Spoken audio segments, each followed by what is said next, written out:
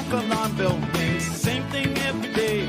Bell answer the phone, I'm not home, I'm already on my way. Out the door, down the street, got to keep me on my feet. I got coffee, I got donuts, in the office down the street. And the fat hat lady's faking a heart attack. And my manager yelling at me, say, can't give her her money back. Bank called, the notice overdue. And that's just one more thing I gotta do till I get on to you. Till I get on to you.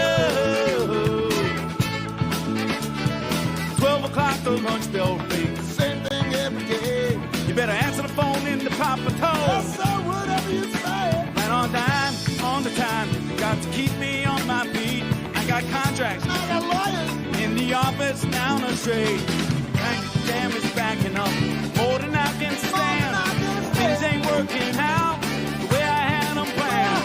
Thanks on the meeting, just a drink or two. That's just one more thing I gotta do till I get on to you. Till I get on to you. Till I get on to you. Till I get on to you.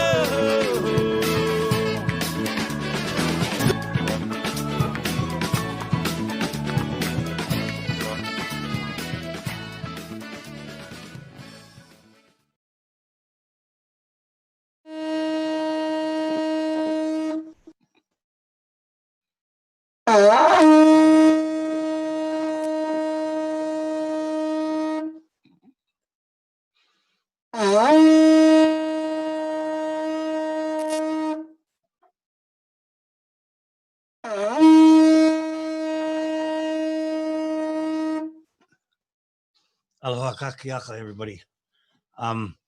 So I wanted to share a chant with you, especially in this time of the COVID. It's a very important chant. It talks about a great change that's happening in our world. It's a prophecy chant. And it says that we're calling down our ancestors from above and below, and we'll rise up and we'll all join hands together and we'll lock in this light. So it goes, E iho ana luna, e pi ano lalo. E hui ana namoku e ku ana kapaya. E iho ana luna, e pi ana olalo. E hui ana namoku e ku ana kapaya. E iho ana luna, e pi ana olalo. E hui ana namoku e ku ana kapaya. E mua kala hui Hawaii. Thank you, folks. I know we're off to Heather. Thank you very much for that, Hank. We're so full of appreciation and gratitude for you being able to join us and open our time together in that way. Welcome, everyone. We're so happy that you joined us again today for our next installment of the virtual Rising Voices 8 meeting. Today, we're focusing on energy systems. Excuse my phone. I'm Heather Lazarus from the National Center for Atmospheric Research, and together with Julie Maldonado from the Livelihood Knowledge Exchange Network, and support from Olohana Foundation and Lomakai Media, we're bringing everything online this summer. So please say hi in the YouTube chat, introduce yourselves, get to say hello to everyone, share where you're from. A little bit of background while you're all getting situated. The Rising Voices program facilitates intercultural relational-based approaches for understanding and adapting to extreme weather and climate events, climate variability, and climate change. And the program, as you know, brings together Indigenous and other scientific professionals, tribal and community leaders, and others from around the United States, including Alaska, Hawaii, and the Pacific Islands and the Caribbean Islands, to assess critical community needs and pursue that joint research that's really aimed at developing optimal plans for community action towards sustainability. Rising Voices acknowledges the inherent value of Indigenous knowledge systems and other knowledge systems, honoring them equally with earth sciences.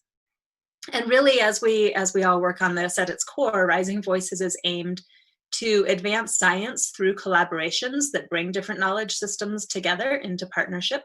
It supports adaptive and resilient communities through sharing scientific capacity, and it provides opportunities for Indigenous students and early career scientists through scientific and community mentoring. Some of you have joined us for our other virtual working groups. Welcome back. This month, as I mentioned, we are considering energy systems in our conversations. In these virtual sessions, which we will transition to shortly, everyone has the opportunity to speak, engage, and ask questions in smaller breakout group discussions after we finish this plenary session. As similar as we can to when we're in person, with an added benefit that we can each engage in all of these conversations since they're happening at different times throughout the summer. And we really encourage you to think about the nexus and the intersections between these different themes. So just briefly, the process today will be that we'll begin with some background. Soon I will hand things over to Julie, and then Dan and Sierra will guide us through the topic. And then shortly after that, we will transition to breakout groups in the Zoom link that has been emailed to you. And then you'll be assigned into a breakout group room, and the facilitator will facilitate that conversation. Notes will be taken, capturing ideas at a very high level. Before you speak, please introduce yourself so that we can attribute the ideas to the correct folks. And then after the breakout sessions, we'll come back together in the YouTube channel where you are now and wrap up our session. And with that, I will hand things over to Julie. Thank you so much, Hank and Heather and everyone for joining today. As you started to see probably so far, we are trying once again this auto transcription of it. I am sure that it will lead to possible humor throughout our conversation today, but definitely, I'd love your feedback on this as well, if it's working for you, if it's, how that's going. So welcome your feedback on that. And thank you all again. We know that there's a lot of demands on everyone's, time and energy these days. And so let's talk about energy today and hopefully get energized behind this conversation together. Really the purpose today, many purposes of coming together to also just continue to build community, a space to gather and share ideas and thoughts and feelings and emotions, and specifically thinking about how sharing our visions of how we weave policy, science, and practice together, really to create systemic change for energy systems. And considering, especially in the context of rising voices and coming together in this way, of considering the collaborations and partnerships really needed and called for to weave these varying strands together to support just energy systems. We're continuing here to build from what's emerged from the previous Rising Voices, the working group discussions, as well as the pre-recorded energy systems panel. We hope everyone got a chance to view for today to really help inform today's conversation. And we're going to be reflecting on a little bit of that here to really set the stage for our discussion together today. With that, it's a great pleasure and honor to pass this off to Dr. Dan Wildcat, who's going to speak to some of the themes from previous Rising Voices energy systems groups. So with that, I will pass it over to you, Dan, and thank you all very much.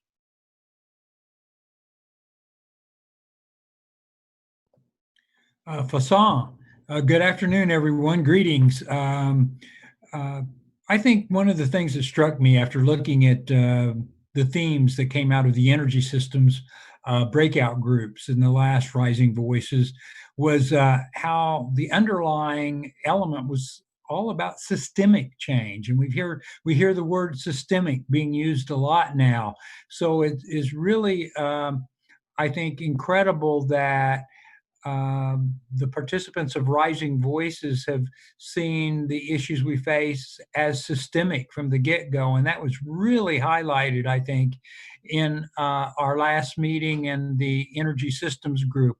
About four themes kind of emerged very clearly. The first one is the obvious one, and that is that people pointed out that energy systems and our indigenous ways of looking at the world and understanding the world are not resources. They are made up of relatives. So we look at the land, the air, the water, the life, the fish, the birds, the plants, the animals, as relatives. And that relational framework, that very complex set of relationships that we engage in, I think is really a very appropriate way for us to understand energy. So that was something that was really, I think, came through in the last breakout sessions on energy systems that we're going to look at this in a very relational, a relationship, and a relative approach as opposed to a resource approach. That has the advantage that you think about, respect and responsibilities as you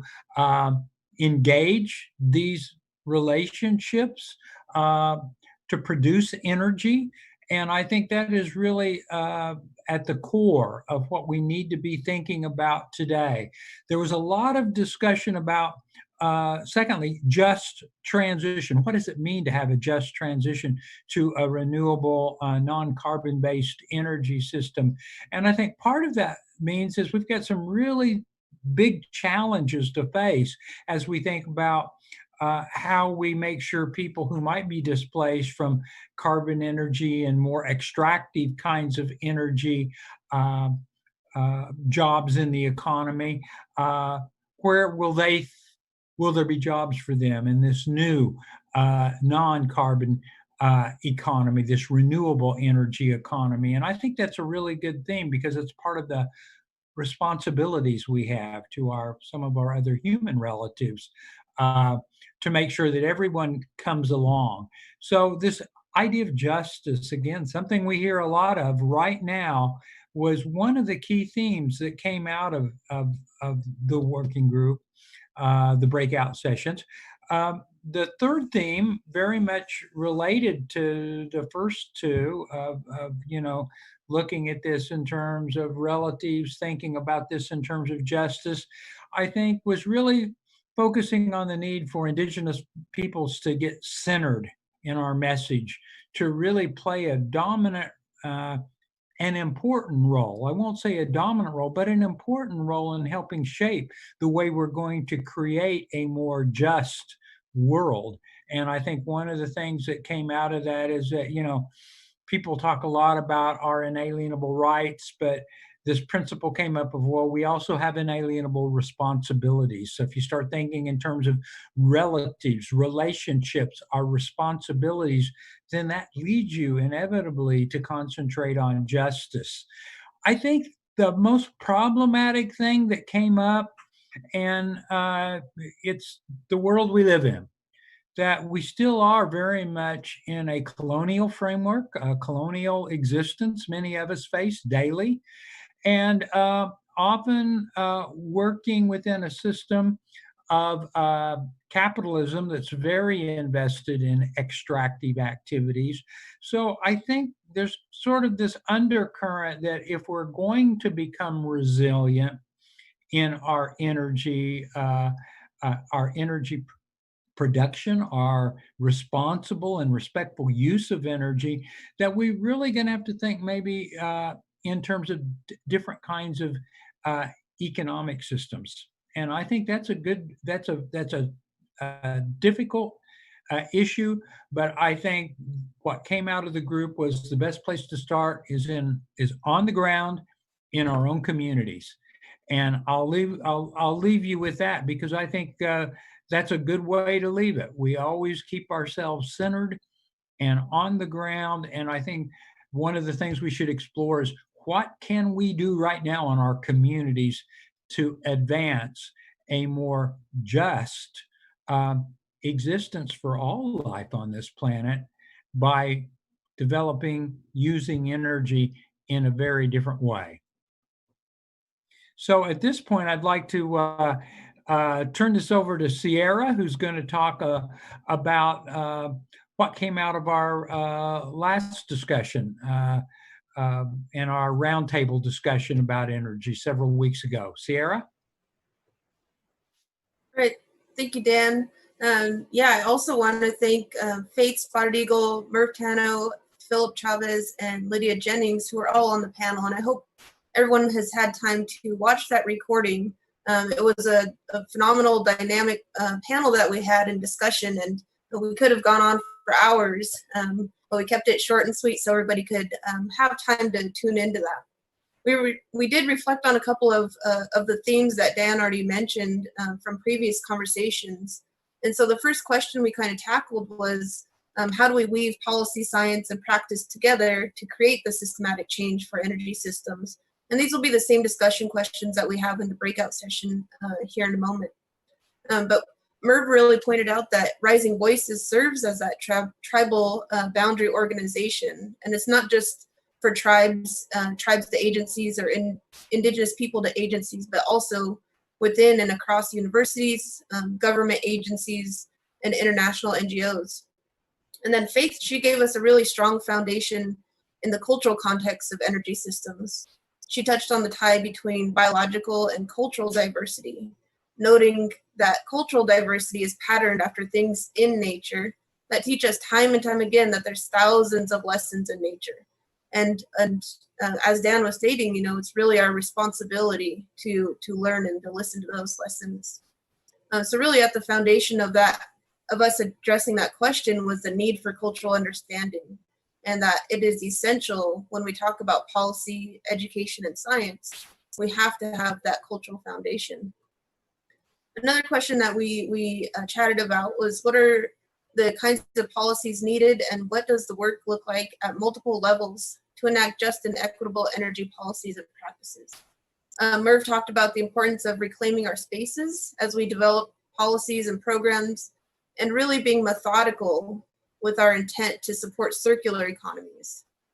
Further, having rules and regulations or even tribal councils aren't always what is central to nation building, but it's the people and the community themselves that must have a voice and must be considered throughout the entire process. Consultation guidelines and free, prior, and informed consent in energy industries is not always reflective of our traditional ways of engaging. Where are the elders?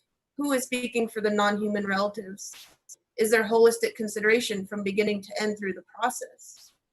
When we think about the circular economy, so there's not really a beginning or end. It's only a continual cycle that we're participating in, and we absolutely have to recognize that. Lydia described the impact of extractive industries as not just environmental, but also the effects of health and wellness of our communities, our economies, and our social well-being. She described utilizing naturally occurring microbes to recover and stabilize waste from mine tailings, which I'm also familiar with from my undergraduate studies at Northern Arizona University. But that goes back to that circular economy idea that Merv had shared. You know, where are we going and how can we minimize the waste? And believe it or not, a lot of times our even microscopic relatives can help us do that job. Part in our overall kind of considerations of a systematic approach and perspectives to energy justice and equity, we focused on the cultural foundations, policy, design, education, science, and partnership components. And so we wanted to, again, as part of the education component, recognize that our Indigenous communities lack access to equitable energy. We experience energy deficits. We're disproportionately experiencing the impacts due to extractive and exploitive practices that are not aligned with our values. And that's what has sustained our people and our homelands for millennia. And so really that's at the forefront of our education of within and outside of our communities. We need to make sure that we're honoring where we are. And education founded on our cultural values perpetuate this resiliency and sustainability, not just for us, but in harmony with the elements, in respectful relationships with our plant and animal relatives. Philip, he shared his experiences with solar projects that span from Pueblos to Pine Ridge, Navajo to Puerto Rico, and the infrastructure supports that communities are harnessing for themselves. Introducing alternative energy sources to youth and communities to inspire their drive for more equitable and just access to basic needs like clean water. So it's all connected, right? And energy is so much at the heart and center of all that we're approaching from the phenology perspective and relocating communities. Energy is very much part of those conversations. And so if you have not been able to watch the recording of our panel yet, you can find that on YouTube and the link will be shared in the chat. And then now we will break out into the Zoom. So you should have received that link in your email and we will catch you there and we will have these discussions. So we will see you in a moment.